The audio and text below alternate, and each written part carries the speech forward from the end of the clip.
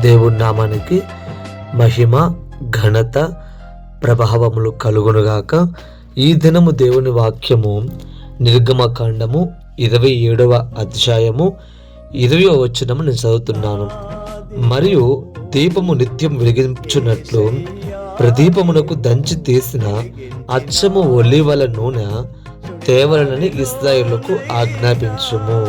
దేవుడు మోషేతో మాట్లాడుతూ ఇశ్రాయేలు ప్రజలకు ఆజ్ఞాపిస్తున్నాడు. ఏమనంటే, ఆ యొక్క ప్రత్యక్షపు గుడారంలో ఉన్న ఆ యొక్క దీపము నిత్యము వెలుగునివ్వడానికి, నిత్యం వెలిగించబడటానికి దానికి దంచి తీసిన అచ్చము ఒలీవల నూనె తీసుకొని రమ్మని ఆజ్ఞాపించమంటున్నాడు.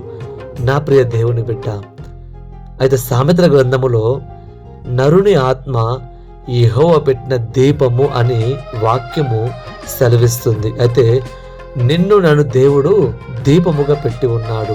లోకానికి వెలుగుగా, అన్ని జనులకు వెలుగుగా నన్ను పెట్టి ఉన్నాడు. అయితే ఆ యొక్క ప్రత్యక్షపు గుడారంలో ఉన్న దీపము నిత్యం వెలిగించబడాలంటే నూనె, దంచి తీసిన నూనె ఎంత అవసరమో, నీవు నేను కూడా వెలిగించబడాలంటే, అనేక మందికి వెలుగునివ్వాలంటే మనకు కూడా నూనెకు సాదృశ్యముగా ఉన్న వాక్యము, అలాగే నూనెకు సాదృశ్యముగా ఉన్న పరిశుద్ధాత్మ మనకి అవసరమై ఉన్నది. నా ప్రియ దేవుని బిడ్డ, ఈ ఒక ప్రత్యేకమైన సమయంలో ఒక్కసారి ఆలోచించు. వాక్యమనే నూనె నీలో ఉందా? పరిశుద్ధాత్మతో నింపబడి నీవు ఆ వాక్యమనే నూనెతో ఉదక స్నానం చేయబడ్డావా? అయితే నీలో వాక్యము ఉంటే, ఆ పరిశుద్ధాత్ముడు నీలో ఉంటే ఖచ్చితముగా అనేక మందికి వెలుగునిచ్చేదానివిగా నీవు ఉంటావు.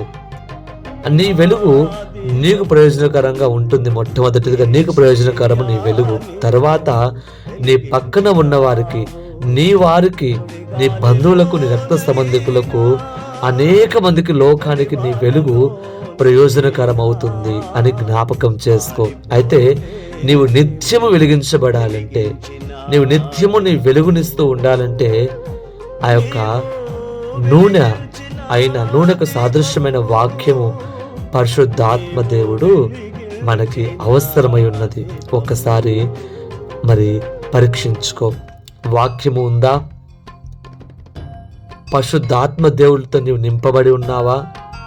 అయితే నీవు నిత్యం వెలిగించబడతావు. అనేక మందికి నీ వెలుగు ప్రయోజనకరముగా మారబోతుందని జ్ఞాపకం చేసుకో. దేవుడి మాటలను దీవించి ఆశీర్వదించునుగాక. ఆమేన్. ఆమేన్.